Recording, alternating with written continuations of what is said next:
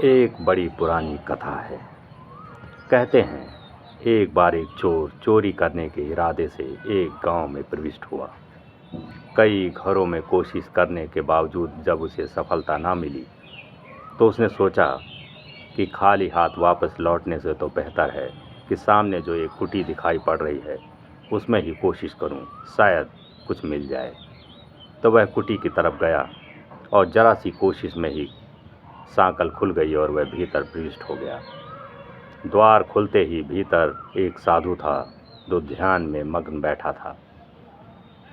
द्वार पर हलचल हुई और सामने कोई खड़ा था तो वह साधु उठ खड़ा हुआ और पूछा, कौन है आप और कैसे आना हुआ इतनी आधी रात को? तो उस चोर ने कहा, मैं एक चोर हूँ और चोरी करने के इरादे से आया हूँ और जरा भी होशियारी मत करना क्योंकि मेरे हाथ में एक खंजर है। साधु ने कहा, उस खंजर को वापस रख लो, उसकी कोई ज़रूरत नहीं। साधु के घर में वैसे कुछ क्या मिलेगा सिवाय एक दो बर्तन या कुछ कपड़े, एक दो चीथड़ों के अलावा कुछ भी तो नहीं। लेकिन आप आए हैं तो ठीक है, आपको कुछ ज़रूरत है तो मैं कुछ पैसे मैंने इकट्ठे कर रखे हैं, वह मैं ला कर आपको देता हूँ। और कुछ पैसे उस साधु ने इकट्ठे कर रखे थे और एक चीथड़े में बांध कर पोटली बना कर रखी थी। वह खोल कर सारे पैसे निकाल के उस साधु के हाथ में रख दिए और कहा, बस यही मेरी संपत्ति है और तो कुछ मेरे पास है नहीं। इस साधु के पास और तो कुछ तुम्हें मिलेगा भी नहीं। तो उस चोर ने उस पैसे अपनी जेब में रखे और वापस जाने लगा। तो साधु ने कहा, ठहरो, तुम इस समय बड़े थके लग रहे हो, बड़े चिंतित हो, तुम्हारे बदन से पसीना निकल रहा है, थोड़ा बैठ लो, सुस्ता लो और एक गिलास पानी पी लो, फिर चले जाना।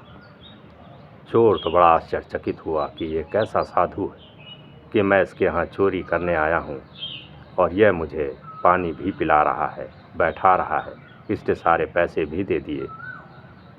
तो उस चोर ने कहा, क्या मैं कोई आपका मेहमान हूँ जो आप मुझे बैठा रहे हैं और मुझे पानी पिला रहे हैं? मैं एक चोर हूँ। साधु ने कहा, मैं बहुत दुखी और पीड़ित हूँ यह देखकर कि कितनी मजबूरी ना होगी कि तुम्हें चोरी करने एक साधु के घर आना पड़ा, वो भी आधी रात को। मैं बहुत दुखी और पीड़ित हूँ कि कितनी मजबूरी होगी तुम्हारी। फिर उसके बाद वह चोर कुछ देर रुकने के बाद जाने लगा। तो साधु ने कहा, जाते जाते एक काम और कर दो, 1 रुपया छोड़ दो, शायद मुझे कल कोई ज़रूरत ही पड़ जाए। तो साधु ने 1 रुपया उस चोर ने 1 रुपया साधु को दे दिए और वहाँ से चला गया। कुछ सालों बाद वह चोर पकड़ा गया।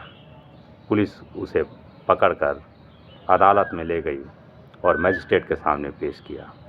कोई गवाह नहीं मिल रहा था कि उसे सज़ा हो सके। तभी कुछ गांव वालों ने बताया कि जो चोर पकड़ा गया है उसने हमारे गांव में भी चोरी करने की कोशिश की थी और हमारे गांव में उसने एक साधु के यहाँ चोरी भी की है। हमारे गांव के भी भीतर एक कुटी में वो साधु रहता था जहाँ इसने चोरी की थी। पुलिस उस साधु की तलाश में गई और वो साधु उस कुटी में मिला और पुलिस उसको अपने साथ लेकर आई और कहा कि एक चोर पकड़ा गया है, आप उसे पहचानें कि क्या वह वही चोर है जिसने आपके कुटी में चोरी की थी। जब साधु को लाया गया और कोर्ट में आमना सामना कराया गया तो मजिस्ट्रेट ने पूछा उस साधु से कि क्या यह वही चोर है जिसने आपके कुटी में चोरी की थी, क्या आप इसे पहचानते हैं? अब तो वो चोर बड़ा चिंतित हुआ कि अगर इसने हाँ कह दी तो फिर मेरा छूटना मुश्किल है, सज़ा होनी निश्चित है, क्योंकि इस साधु की बड़ी ख्याति है, इस साधु का बड़ा आदर सम्मान है उस गांव में नहीं, आसपास कई गांवों में। अगर इसने एक बार भी कह दिया कि हाँ चोर है ये, इसने चोरी की है, तो फिर मेरा बचना मुश्किल है। वह बड़ा संकट में पड़ गया कि किसी और की गवाही होती तो मैं शायद बच भी जाता, लेकिन इस साधु की गवाही मुझे बचा नहीं पाएगी। अब तो मैं मरा, अब तो मैं फंस ही गया। यह सोच ही रहा था, तभी उस साधु ने कहा कि मैं इन्हें भली भांति पहचानता हूँ, अच्छी तरह से जानता हूँ, ये मेरे मित्र हैं। हाँ, एक बार आधी रात को ये मेरे कुटी में आए थे क्योंकि ये भूखे और प्यासे थे। इन्हें बड़ी प्यास लगी थी और भूख भी, लेकिन आधी रात को मेरे पास खाने को तो कुछ नहीं था। सो मैंने इन्हें एक गिलास पानी पिलाया और कुछ देर अपनी कुटी में बैठाया। बस उसके बाद ये चले गए। कोई इन्होंने मेरे यहाँ चोरी नहीं की। कोई गवाह ना होने के बाद जो मुख्य गवाह थे वो एक साधु थे, जिनकी बड़ा नाम था, बड़ी प्रख्याति थी, बड़ी ख्याति थी। उनकी गवाही बड़ी मूल्यवान थी। सो मजिस्ट्रेट ने उस चोर को छोड़ दिया। छूटने के बाद वह चोर उस कुटी में उस साधु से मिलने गया और कहा कि आपको पता था कि मैंने आपके यहाँ से चोरी की है, फिर आपने झूठ बोला। तो साधु ने कहा, कभी कभी झूठ भी अच्छा ही होता है, क्योंकि मैंने देखा था कि तुम्हारे भीतर अब चोर नहीं रहा। तो अब तुम बेहोशी से होश में चले गए। अब तुम्हारे भीतर होश सध गया है। अब तुम देख पा रहे हो कि तुम्हारे भीतर चोर था। जिस दिन जिस व्यक्ति को अपने भीतर की बुराई दिख जाए, फिर वह बुराई नहीं रह जाती। तुमने अपने भीतर को एक चोर को देख लिया था। अब तुमसे चोरी नहीं हो पाएगी। जब तक व्यक्ति बेहोशी में रहता है, जब तक वह बेहोश रहता है, उसे होश का बोध नहीं होता, तब तक वह कोई चीज़ जान नहीं पाता। अब तक तुमने जितनी भी चोरी की हैं सब बेहोशी में की हैं।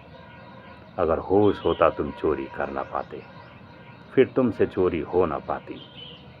उस कटघरे में मैंने देख लिया था कि आज तुमने अपने भीतर कुछ चोर को अच्छी तरह देख लिया है। आज वो घड़ी आई। मैं पहचान गया था, आज चोर सदा के लिए विदा हो जाएगा। इसीलिए मुझे झूठ बोलना पड़ा। वह झूठ बड़ा कीमती था। तो ये एक थी कहानी कि हमें अपने भीतर की अच्छाइयों को देखना चाहिए, अपने भीतर के होश को देखना चाहिए, ध्यान में उतरना चाहिए, साधना में।